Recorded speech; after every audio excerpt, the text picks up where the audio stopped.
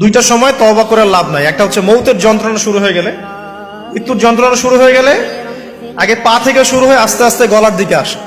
হাদিসে যেমনটা এসেছে, সূরা ওয়াকিয়ার মধ্যেও আছে যে পায়ের দিক থেকে যন্ত্রণা শুরু হয়ে আস্তে আস্তে আস্তে আস্তে এই গলার দিকে আসে, এবং আত্মাটা গলার এখানে যখন চলে আসে, এখান থেকে মালাকুল মউত আত্মাটাকে নিয়ে চলে যায়।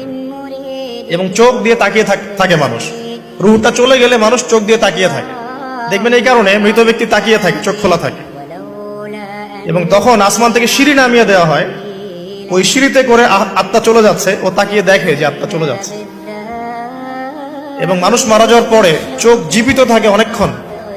মেডিকেল সায়েন্স যারা পড়েছে তাদেরকে জিজ্ঞাসা করবে, মানুষ ডেড হয়ে গেলেও চোখ দেখবেন আরো কয়েক ঘন্টা, হয়তো আরো নির্দিষ্ট একটা সময় পর্যন্ত চোখটা কিন্তু জীবিত থাকে। এই জন্য চোখ বন্ধ করে দিতে হয়। যাই হোক, যেটা বলছিলাম যে মৌতের যন্ত্রণা শুরু হয়ে গেলে তওবা করে লাভ নাই, তওবার দরজা বন্ধ।